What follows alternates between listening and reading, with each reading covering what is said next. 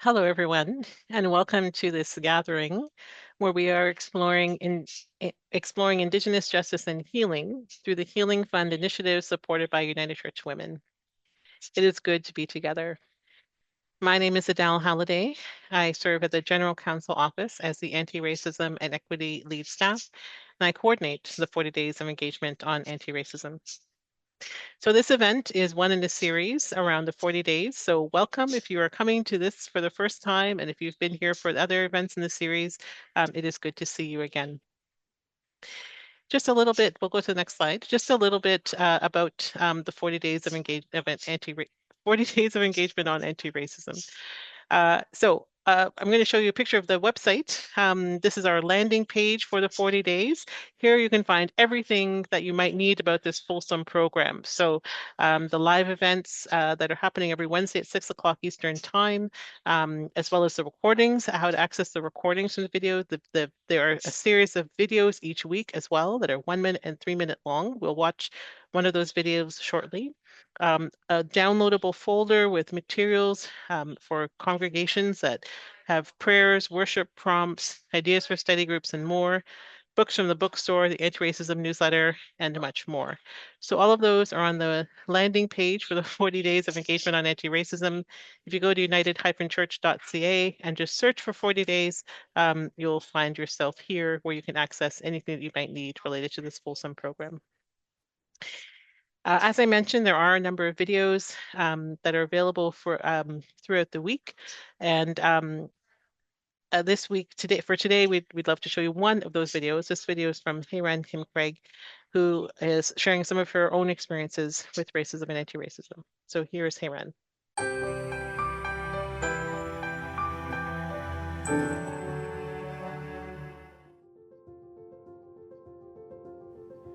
Let me share two stories. Both come from a church I was part of many moons ago. It was diverse. It was a very affirming congregation. There was a strong leader in that church, highly educated, theologically trained. I admire her intellect, her dedication, and her leadership. Over the years, we built a very good relationship. One Sunday after service, she asked how my family was doing. She said she was very worried. She heard about the tsunami in Asia. It took a moment before I realized she meant the Philippines. Her concern was genuine, but it stung. After all these years, I thought that she knew me. I'm Korean. How could she not know that difference? Under the Western white gaze, Asia became one blurred place. Its vastness, its diversity erased. Was it too much to expect her to know that Asia is not a country, but the largest, most populated, most diverse continent on Earth? Her innocent ignorance made my Korean identity invisible.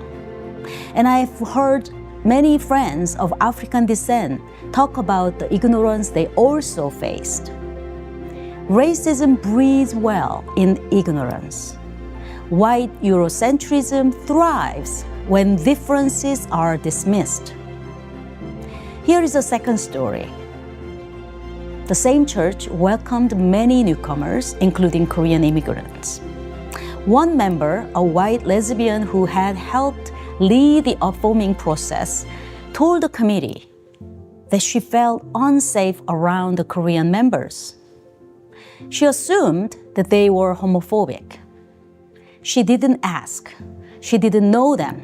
She just assumed because they were Korean. Her fear othered them.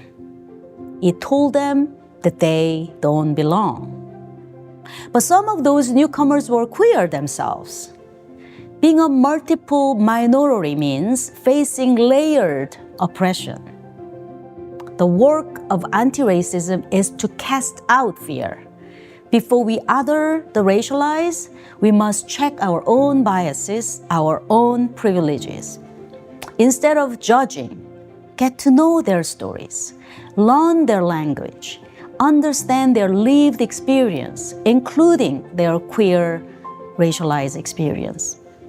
Resist othering, build relationships, keep learning, unlearning, and relearning. Keep your fear down, raise your curiosity up. Practice intersectionality.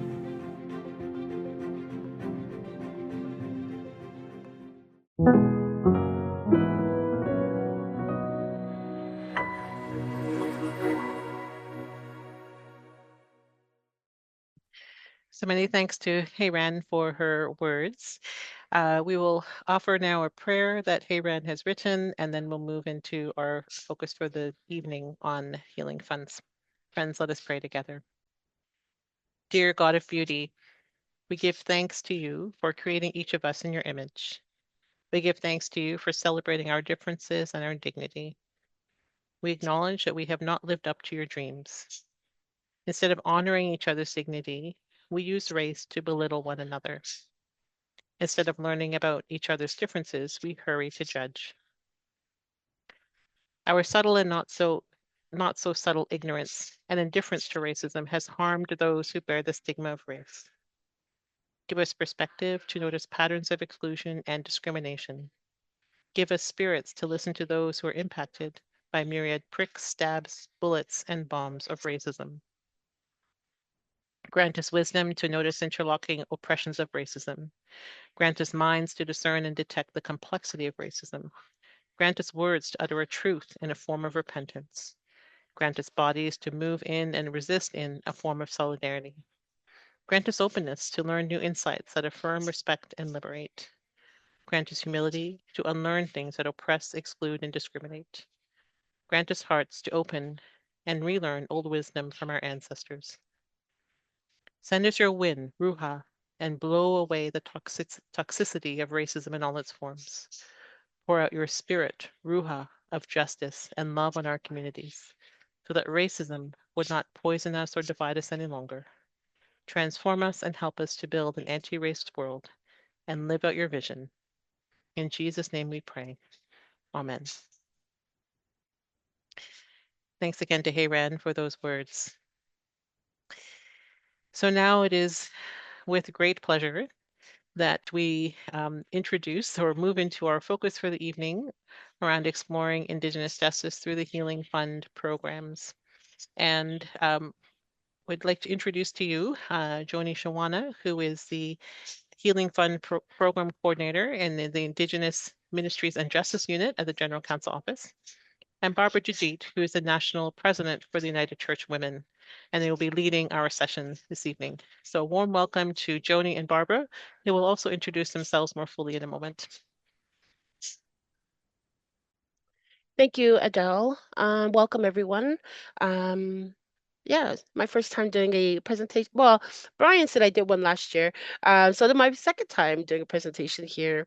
And it's my first time doing a presentation with our supporting partners, Barbara Dajit with the National UCW. My arrow doesn't want to show up here. I like to start off my presentations with the Ojibwe Kujip Nemewans, which is the Ojibwe morning prayer. I'll just speak it in Anishnawbe. The English is there for you to read, and I'll explain a little bit about this after I'm done. Miigwech Kujaminado, Kinage Go Gaji Toin. Miigwech Mishomiskizis, Gibi We Jayen Nangwa. Miigwech Nokomis Debik Gizis, Gibi We Jayen Na Debikak. Miigwech Kakamekwe Gimi Jiang, Gimi Jiang, Bematsuwin, Gimi Jiang Mijem, Gimi Jiang Nibish, Gimi Jiang Wesenyak, Meanwhile, Gimi Jiang Wesenwin, Nesewin.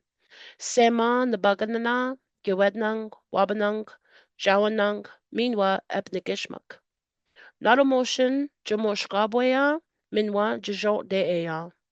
Miigwech Gajamadido. So that's a prayer that my uncle wrote years ago, and I have yet been able to fully say it without reading it. To me, it's really hard for me to remember some of the words and also the pronunciation.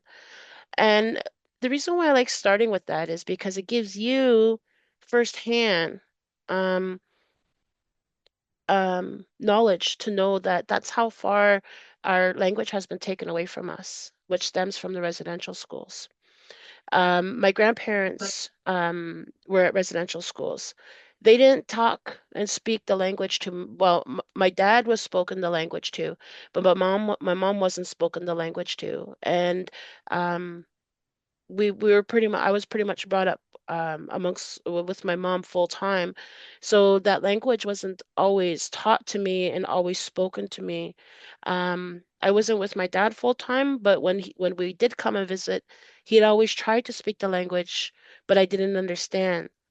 And when we weren't able to understand, um, my dad or other aunties and uncles and grandparents, we were just called they're too city Indian now.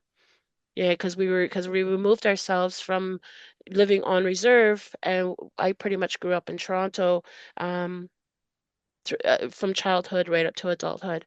Um, so yeah, I like starting off with that, just so you see the challenges that I have on trying to um, speak and learn the language, and it gives me the opportunity to talk about the that injustice that our people have of that language was taken away from us, that culture was taken away from us, and that it is a slow and a gradual healing process for all of us to get back and to start learning language. And that's one of the things that my uncle strives for is to it's all about repetition, repetition.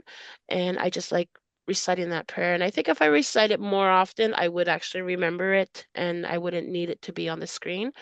But yeah, so I like starting off with that.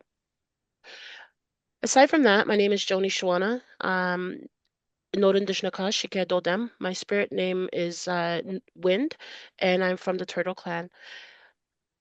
I'm the healing program coordinator with the Indigenous Ministries and Justice, and I've been with the team since 2022. I do come from a background of a mixture of teaching culture, communications, and working within the community. So I like to say I'm the three C's: community, culture, communications. And it's really great that this opportunity with being the healing program coordinator, I get to blend all of that because I get to talk about my culture. I get to talk about our people. I get to teach in that way, but I also get to network and communicate and work with the communities of faith, Indigenous, and also be here as a educator to the non-Indigenous church as well. So that's me. I will let Barbara introduce herself. Hi, my name is Barb DeJeet. I'm the new president of National UCW, and I'm from Brockville, Ontario. I've been with the UCW since 95. I've gone through all levels, and president is a wonderful position, I think. I'm going to need lots of prayers for the next couple of years. But working with Joni on the Healing Fund has really broadened my horizons of what the UCW can do for our Indigenous friends. And the council statement is what struck me as what the UCW stands for and what we can do. They say our goal, first of all, Jesus said, suffer the little children to come unto me and forbid them not, for such is the kingdom of heaven. And the goal of the council is to reach out to all Indigenous communities who've been affected by residential school and its intergenerational impacts. We walk and we encourage all those who want to find healing emotionally, mentally, physically, and spiritually. And we, as United Church Women across Canada and Bermuda, hope that the funds that we raise and give to the Healing Fund will help our Indigenous friends. Thank you much, Thank you. Barbara. So, as Adele mentioned earlier, today's focus is exploring the Indigenous justice and healing through Healing Fund initiatives supported by the United Church of Women. So, just a this was my Google definition of Indigenous justice refers to a system of injustice that is culturally relevant, restorative, and holistic, and that addresses the systematic discrimination and overrepresentation in Indigenous people in mainstream justice system. It also involves incorporating Indigenous values, laws, supporting community-based programs, and providing culturally component services to address root causes of crime, promote healing, and improve outcomes of Indigenous individuals, families, and communities. And I said, healing our intergenerational trauma. So everything everything all starts from somewhere. Everything has a beginning. And a lot of this the injustices and the things that we deal with it stems from the residential schools. Everything, people lived in harmony, people lived on the land, people lived in health, eating all the natural stuff that we have. It was until everything else was introduced to our people and brought here to the lands that things just started happening. Languages taken away, the culture taken away, new foods being introduced to us, which making us become unhealthy, new drinks being introduced to us, and people started relying on these drinks, referring to alcohol, to hide their emotions and their feelings, you know, from either being neglected or being abused growing up. So there's a whole lot of different things, and there's always it's a root from something. And a lot of people like to say, oh, that's happened a long time ago, or get over it, or that was your grandparents, or that wasn't me, that was my ancestors. You know what? It's all intergenerational. Just like I said in the beginning, my grandparents went to the residential schools. The language was taken away, the culture was taken away. Some of them were even removed from the reserve, and some of them went out west and never came back home. So there's all that separation from families too. So that's one thing, is like the intergenerational trauma. Is the Healing Fund supports and provides community-based programs to help with the healing and dealing with the root causes of their traumas, of things that they deal with. We'll talk about a couple of initiatives that the Healing Fund has supported, and with the support of the UCW. I'll talk about a couple of those in a bit. So healing looks different amongst different communities, right? Every nation, every community, every person has a different way of healing. And in the Healing Fund, in the Healing Fund has supported healing circles, sharing circles, programs for residential school survivors and their children and their grandchildren. There's been workshops, training for elders and resource people, counselors, and parents. So one of the ones I found was really fond of was that in Saskatchewan, there was a community that acknowledged and realized that a lot of grandparents are raising their grandkids because their children are lost. Their children, are dealing with what they got to deal with. But the thing is a lot of the grandparents don't have those uh, I guess different skills on learning how to deal with their grandchildren. So this one program offered like mental health first aid for their grandparents to learn, and learning how to work with their children and their grandchildren, and how to communicate and interact with them. Even basic first aid. Some grandparents expressed that they didn't know how to know the basic first aids, you know so that was like some kind of workshops that was able to bring the children and grandchildren and the grandparents together. There's been a lot of traditional cultural events, including gatherings of children, of a lot of elders and youth coming together. um, Residential school reunions, not so much of like a great big high school reunion. You're like, yay! It's a lot of like moment of reflecting, a lot of honor, song, prayer, and remembering those that didn't make it home, and continuing praying for healthy healing for those that are at home and their grandchildren. Language and cultural recovery programs, that's a lot of the programs that the Healing Fund support.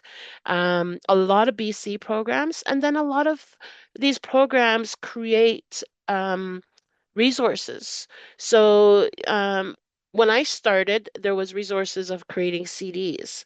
Now it's no, like we don't nobody uses CDs too much anymore nowadays. So it's a lot of like online content. We haven't, no recent ones have been able to support we haven't had no submissions for new digital content, but I know it's out there somewhere. And there's healing for young people and two-spirit people. So there was a two-spirit powwow that was hosted in Saskatchewan in 2022 as well. So in 2025, we had received 36 Healing Fund applications. That was for the spring and fall. And we're allowed to fund up to 300,000 for the year. And with the support from UCW, that allows us to fund an extra couple of projects throughout their 5-year duration. So far we have approved 20 initiatives for healing initiatives for 2025. Some given in about 270,000.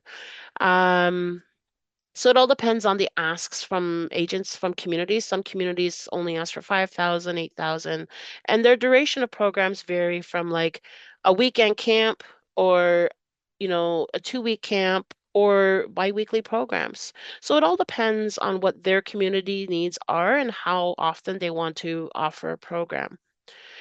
But since 2012, that's the furthest my data sheet goes. But I know the Healing Fund was established in 1994. But the stats that I have, there's been over 300 healing initiatives since 2012, bringing approximately about 3.6 million. But if we go back to 94, you could imagine that those numbers are a lot higher. And I'm only going to assume just because in the 90s, the data and collecting and Excels, they weren't as popular. Um, but yeah, so that's the data sheet that I have up to. So I've come up with a couple of questions to ask Barbara on what inspired the National UCW to support the Healing Fund. I know in the beginning you mentioned the quote and the purposes and the goals of both UCW and the Healing Fund. But I like when, yeah, I'll leave this one for you.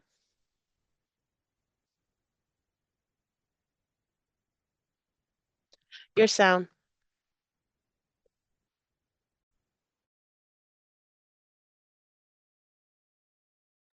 There we go. Sorry about that. Every 5 years, National UCW has a new initiative with partners of the United Church of Canada. And we do go worldwide. 5 years ago, we helped women in Zambia. And before that, we helped women in other countries to support them, support the women and the children. So when this initiative came up and it was brought to us by the United Church of Canada, we wanted to keep it local, as in Canada, and we knew about the residential schools. We knew the problems our Indigenous people were having. So we decided to vote on the Healing Fund to help mothers and children and families to get grounded in what they have missed.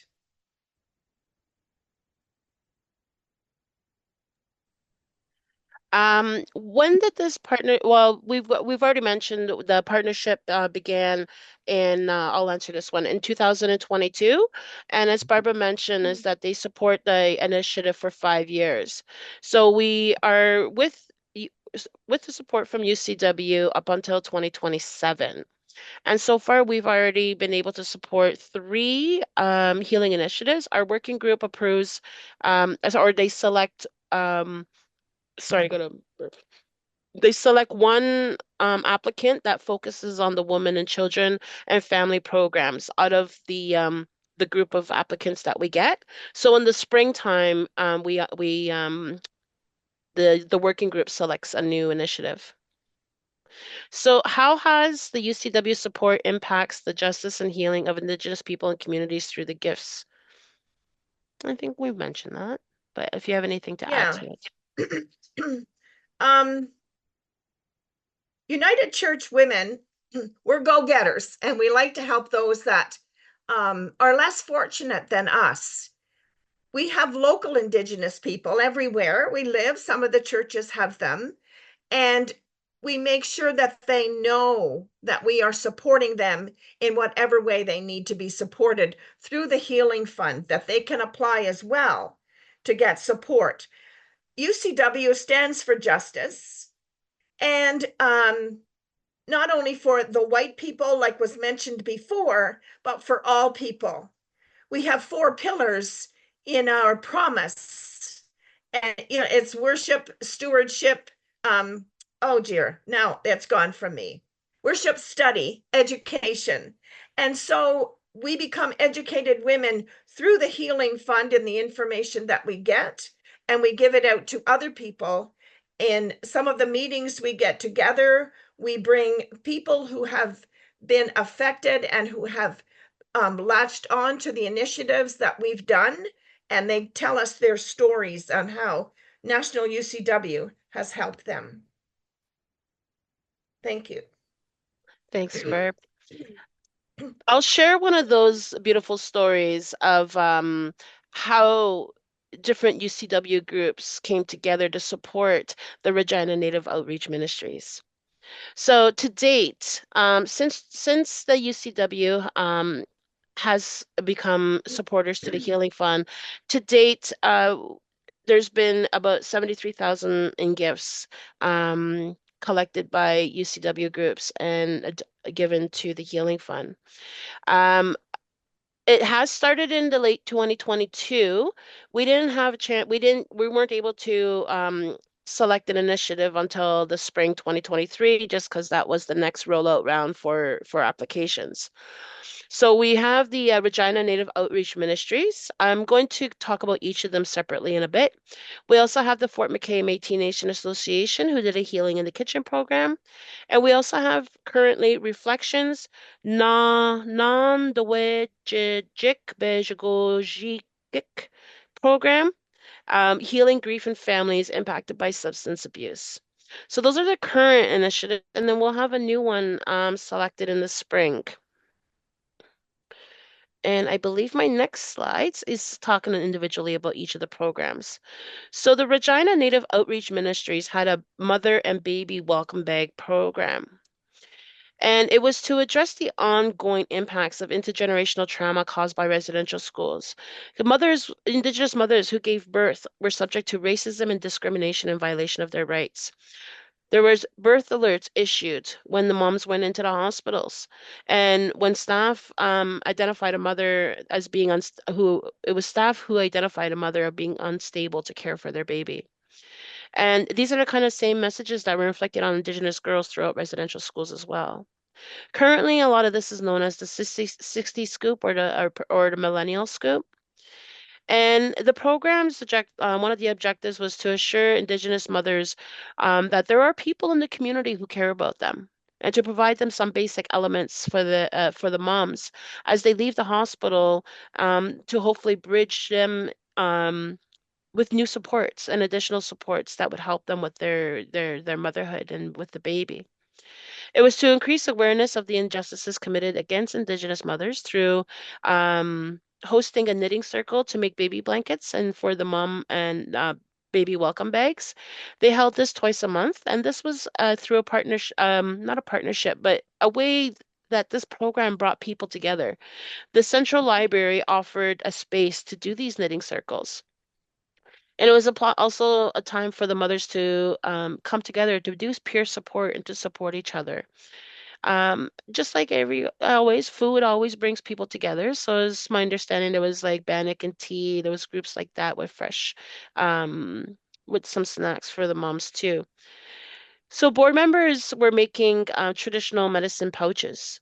So there was that cultural component to these bags being given to the mums, along with the medicine pouches. So the mums would be able to use that tobacco for their prayers. Whether if they want to go by the river or the tree, it's just it grounded them to something natural, to something holistic, to something that was culturally oriented and just to ground themselves. So they were provided those bags, and it also had support cards in there. So who to contact, their local ministers and things like that for additional support. Um, they wanted to join other organizations to enact changes in the best interest of the new moms. So yeah, this was beginning meetings with other organizations who could advocate for their moms. One of the cool things that came out of this, and I really like this connection that happened, is that a group out in New Nova Scotia, I believe, or New Brunswick. It was another UCW group. They found out about the mother and baby bag program. They had a knitting circle out on their end, and they made shawls. So even though they were, they weren't blankets, but they said they were long enough and they were a good size for moms to wrap the babies in and keep them warm. So they donated. I connected them with the Regina Outreach, and that congregation out in the East Coast shipped all those shawls, homemade knitted shawls, all the way to Regina for this program. So those shawls were able to make it into these bags. So I really liked how that connection, it wasn't just about a monetary gift. It was another program that they met intentionally to sew and to do crafts, and it just made its way to the moms and the baby bags. So this list here just talks about how things were done. They were done on a monthly basis. They prepared medicines in bundles and they did assembly groups. It includes smudge kits, so sage was a part of that medicine bag as well. Um, so the group didn't specifically give them specifically to the mom themselves, like in the room, just because of confidentiality and privacy issues. Um, the agency, the Regina Native Outreach Ministries gave all the bags quarterly to the hospital, and then the hospital would have them stored someplace or their social worker, and they would give them bags to the mom. So yeah, there was at least 120 total made in that year. So yeah, they had information cards and to access spiritual support to the elders. So Fort McKay was the program for spring 2024. This was out in Alberta. So they delivered workshops such as herbal medicine, plant healing, healing practices through storytelling, Métis jigging, and movement therapy. Um, they had holistic healing, traditional healing from loss, self-care, healthy living, and they worked with youth in the community to do art therapy and building healthy families, which over 140 participants engaged across all the sessions. They were well received and they increased cultural connection, emotional healing, and a sense of community solidarity. So they achieved their goals by healing and reconciliation with storytelling and medicine wheel holistic healing. Cultural identity and resilience. So workshops like Métis jigging and movement therapy. So movement therapy is the dance, right? So when you're doing your jigging, you're doing some nice moves and dancing, and I'm sure there's a lot of therapy in that movement as well. Art therapy, all of this provided experience to strengthens all the participants' cultural identity and pride. Holistic well-being, so there was self-care and healthy living and traditional healing from loss emphasize I'm not reading properly. Healing from loss emphasize balanced approach to health. So there was a lot of personal self-care workshops coming out of that as well. And one of these this program had a lot of elders and youth coming together. It says healing in the kitchen. They met other places. They met around a fire. They met at the kitchen. They met in culture rooms. They met in lodges, and they did all these different things together. And that's one of the things is food always brought people together too. So I know they were teaching how to cook traditional soups, harvesting from the land as well, and making bannock. So community resilience, that's where the communal meals came in, and it built and fostered relationships and kind of brought communities together. And then amongst all these different groups, there's always that knowledge sharing. Bringing the elders and the youth together, that's where the intergenerational sharing comes in. So it gave the opportunity for youth to get to know their culture, their identity, and to empower themselves. This project addressed the intergenerational impacts of residential schools by creating that culturally safe and supportive environment for healing and connection with Métis traditions. Through the workshops and shared experiences, participants had opportunities to process and heal from historical traumas that continue to affect their lives and their community.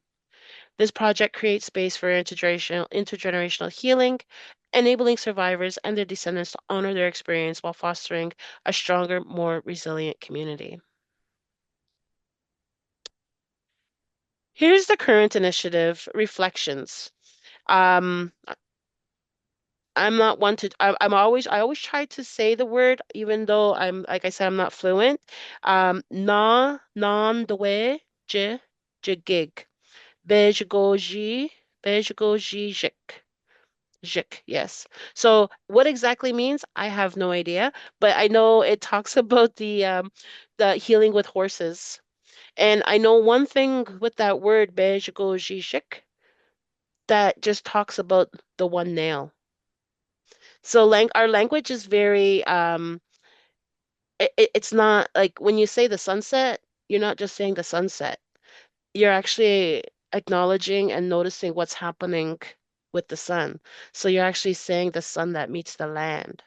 Bedaben, right? So there's just more to the our language than it's not like a Webster dictionary.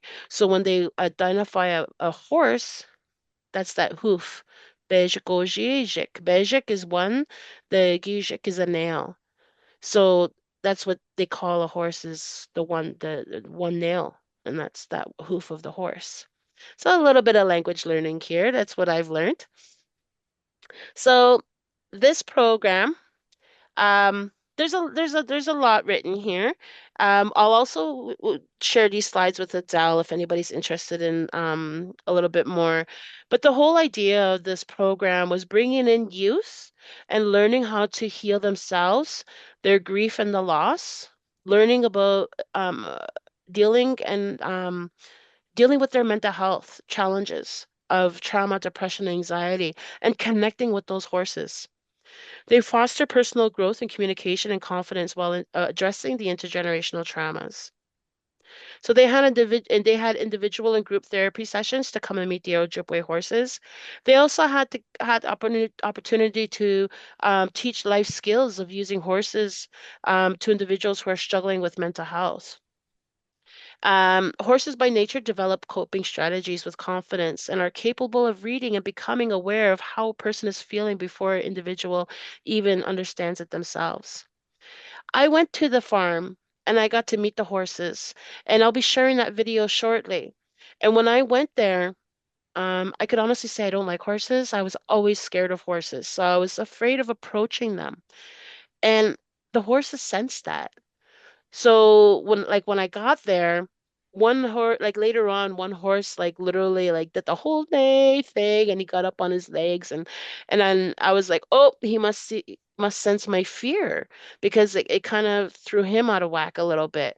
But then the little small Ojibwe horses came around and of course there's me. It brought me down a little bit and because they were just cute, they were short.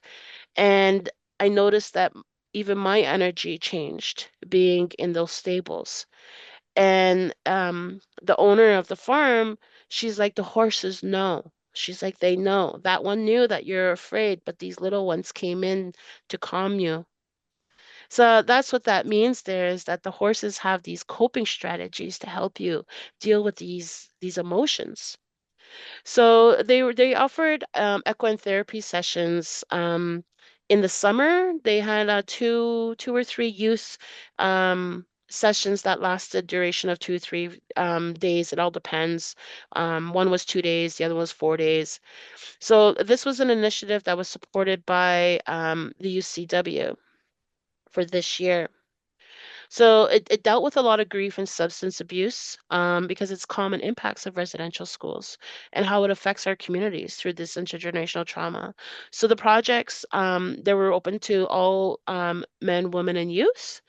And I know it is a great program. I've got to speak to a couple of the youth, and the youth were just flabbergasted, and they just enjoy being there because not only did they get to go there to um, do a therapy session or anything like that, but the kids got to learn how to care for the horses.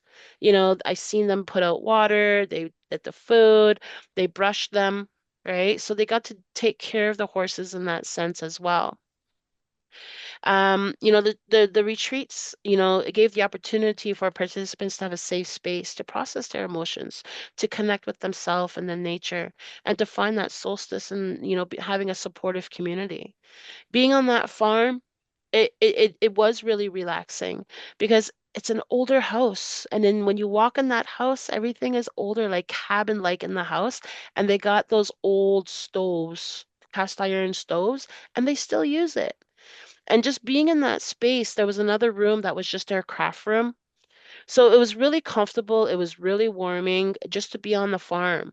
And then to go out to the where the horses were at, going along the way, they had tiny homes or cabins and a lodge. So there's a lot of different things that's happening on the farm.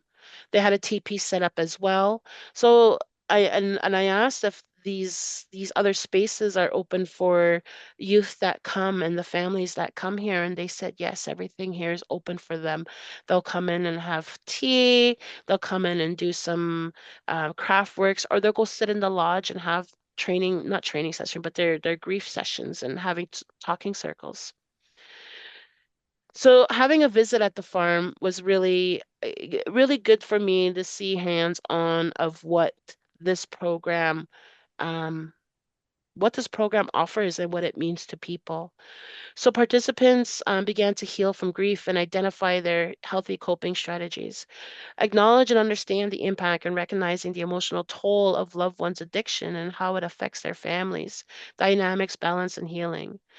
It allowed them to reconnect with the spirit, the self, using equine assistant activities to promote emotional regulation, boundary settings, and creating healthy relationships. Honoring traditional knowledge and integrating Indigenous teaching ceremonies and storytelling in their healing journey.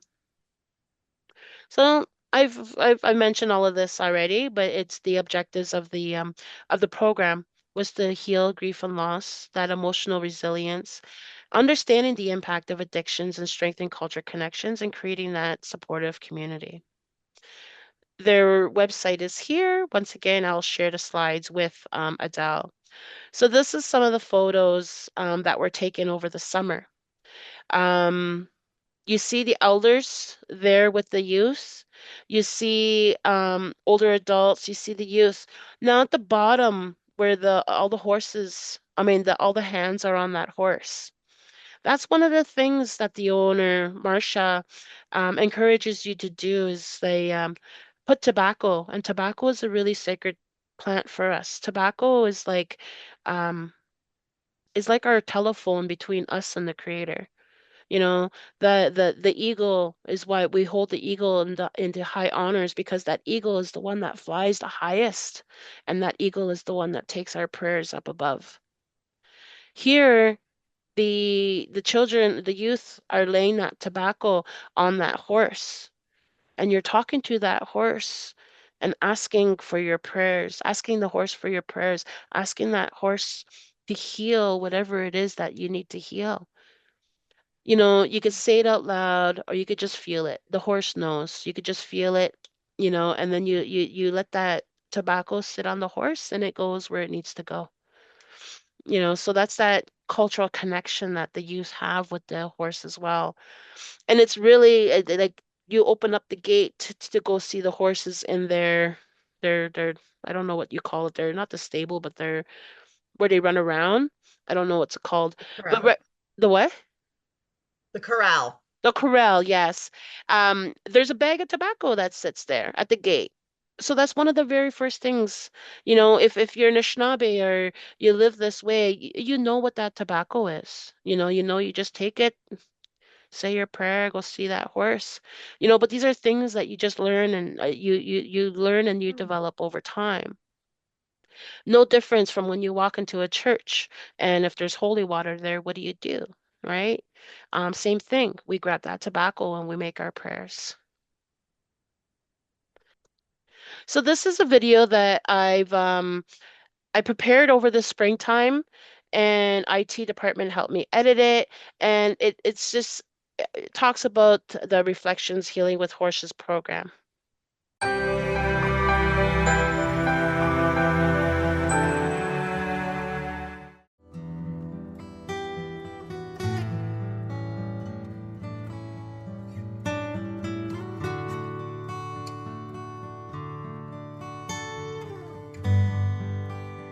Reflections, Nana and Wagajig, Bejigugajik, Healing Horses.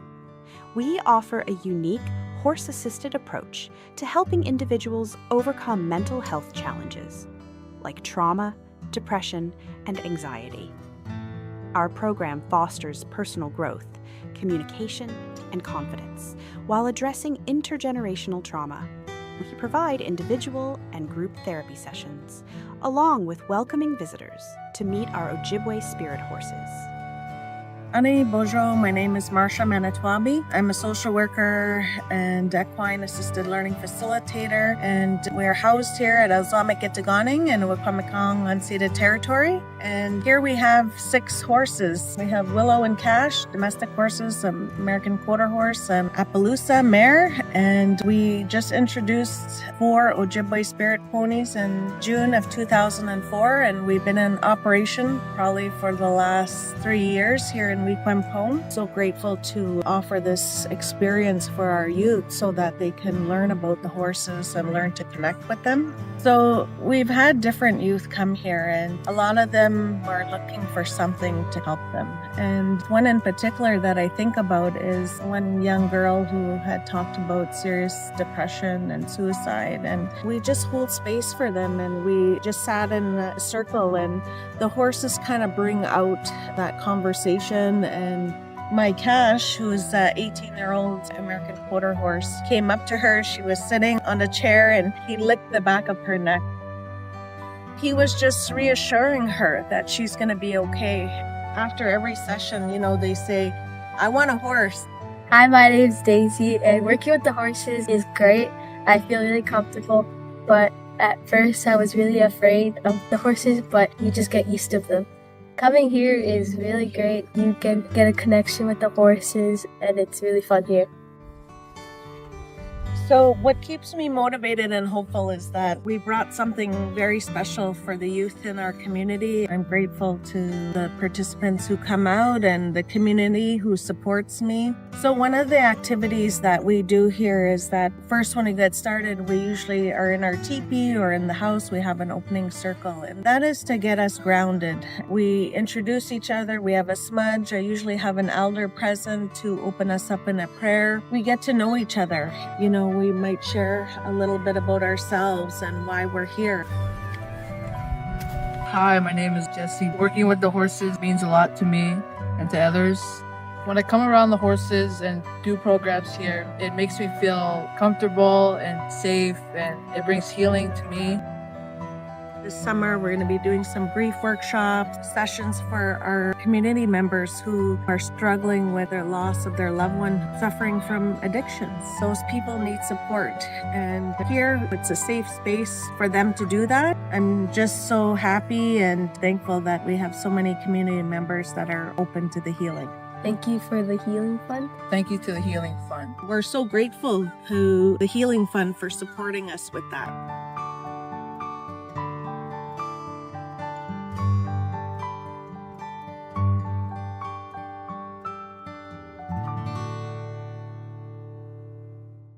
I'm just going to go back to the PowerPoint. While Joni is getting that ready for us to look at, I have something to share. I found why we chose the Healing Fund for the UCW.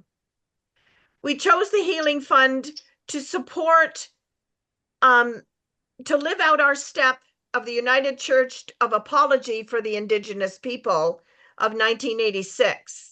And the apology of former students of the United Church Indian residential schools and to their families and communities. It was our way of reaching out to the families that we have hurt.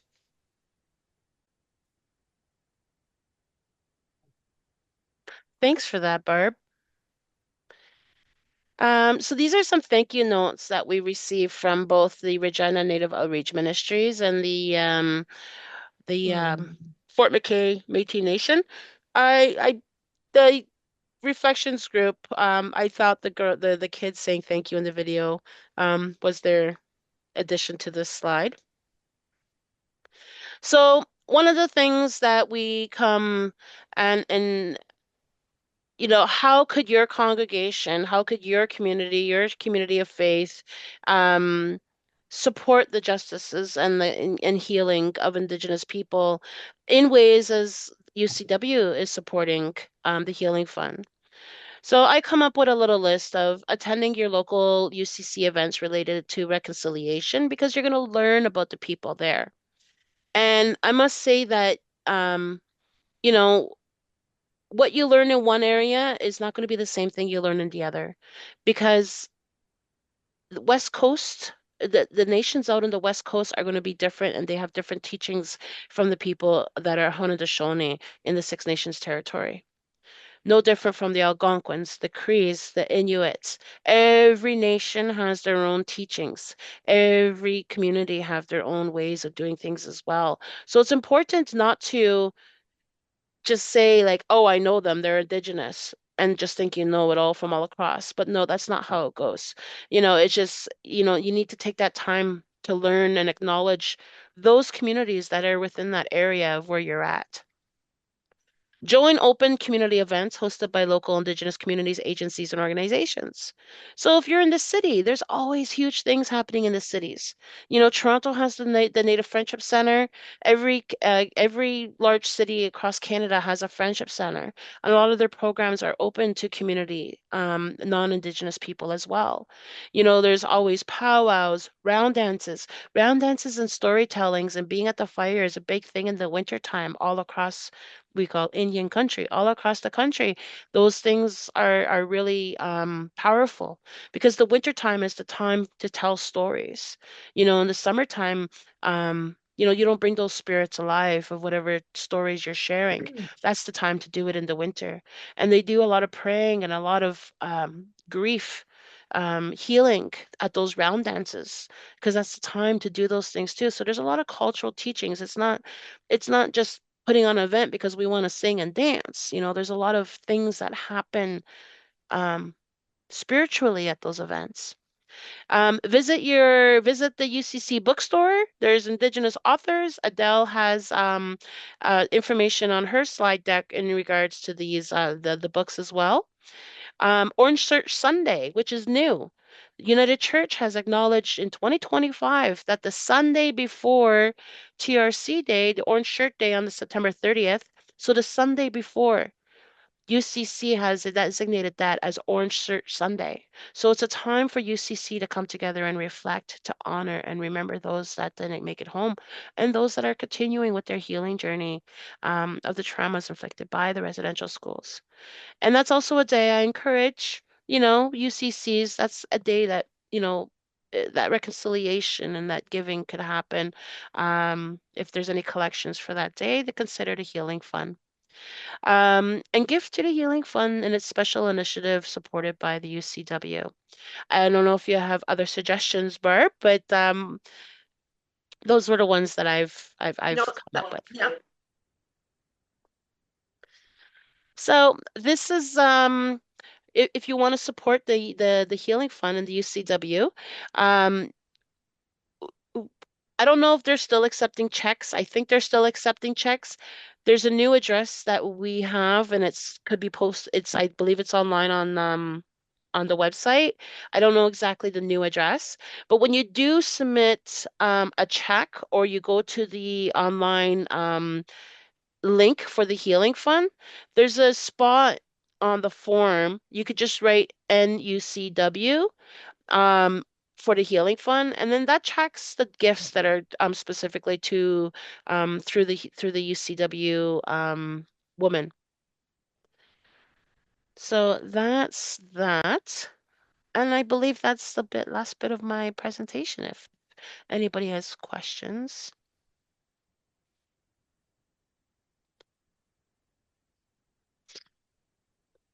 I want to Carol? say, yep, sorry. Carol? Joni, when you said the address, Adele, you might be able to tell me, but I got an email from Angie, Church and Mission, that the church for the next year will still be using the 3250 Bloor Street address. not the new one, or not the temporary address. Am I correct? Yes, feel free to direct your mail to the same place and it will get to where it needs to be. Thanks, Adele. Do we still put Suite 200 or just 3250? I think still put Suite 200 and just write really clearly the United Church of Canada so people know where it's going to.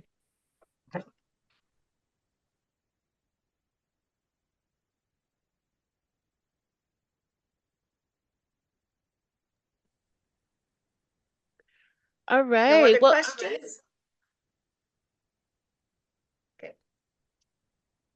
sorry. Thank you everyone for joining us. It was a pleasure to talk about the Healing Fund and UCW and the partnership that we have with them. I'm really grateful for the UCW in supporting Indigenous healing initiatives, such as the ones that we've listed, and going forward with a couple of more that we get to select before the ending of this partnership. We don't hope to fully end our partnerships and that we do continue to work together. And I do continue to, see and meet a lot of views along this journey as well. If you ever have any questions, you could just do healing at unitedchurch.ca. That goes directly to me. But Adele will also know how to connect with me as well. Wonderful. Many thanks to Joni and Barbara for leading us in this engaging time and for sharing so much about the Healing Fund programs and initiatives and all the work that the UCW is doing. So many thanks for that. And thanks to everybody for coming today. I'm adding into the chat just a brief survey. If you're able to take that away and just fill out some reflections about today, that would be wonderful. So that's in the chat. And we'll close off our time together with one more video and one more short video and a time of prayer to close our time. So many thanks for being here. And please feel free to take away that survey. So I know Joni had mentioned the question about books. So just a notation about books here. There are several books that are available from the United Church bookstore, including some that are particularly focused on Indigenous ministries. So one example is a brand new book from former moderator Carmen Lansdowne, which is called Wearing a Broken Indigenous Heart on the Sleeve of Christian Mission. So that may be one book to pick up and there are several others that are listed there. And if you choose to order 2 or more books from the bookstore and use the discount code 40 days, you would receive a discount of 20%. So you're welcome to order books from the United Church Bookstore. So as we close our time, one more video. This one comes from Witten Daly. We're showcasing these 2 videos this week, and then we'll close with a prayer from him. And after that, we'll just say our blessings. Thank you.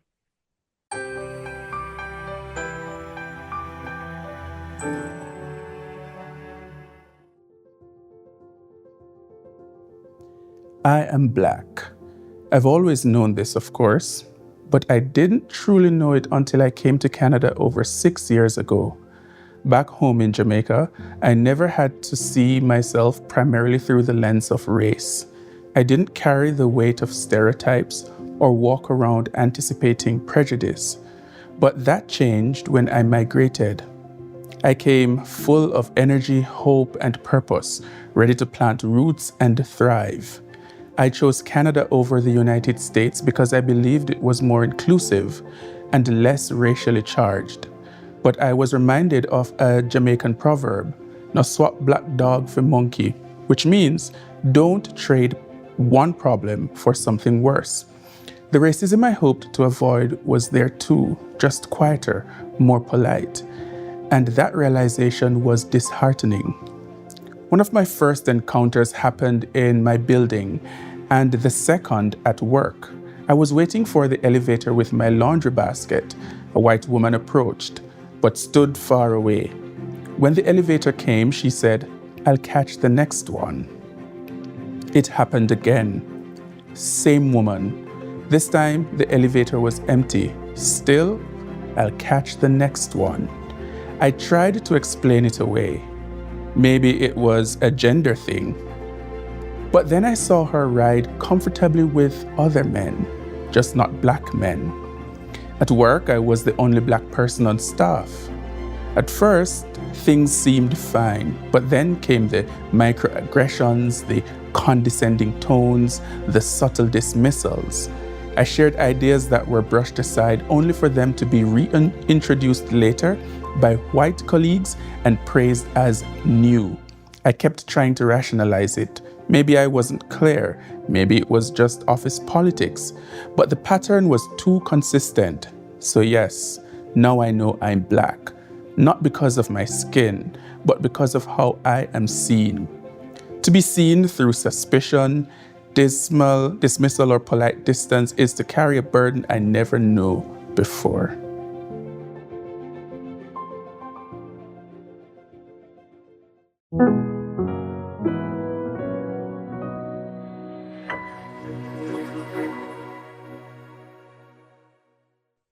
So thank you to Witten for those words. Thank you once again to Joni and Barbara for leading us in this engaging session today. And let us close with prayer, a prayer that was written by Witten. Creator God, we praise you for having created each of us in your image, beautiful and loved. Yet in a world broken by division, we confess the deep pain caused by racism, both seen and unseen. In our prayer, we remember the weight carried by those among us who are judged not by their character, but by the color of their skin. We grieve the subtle wounds, the distant glances, the unspoken exclusions, the stolen credit, and the silent dismissals we must bear. Open our hearts, O God, to know as you know. God of time, may this journey of 40 days be one of honest reflection and holy disruption. Stir in us the courage to face uncomfortable truths.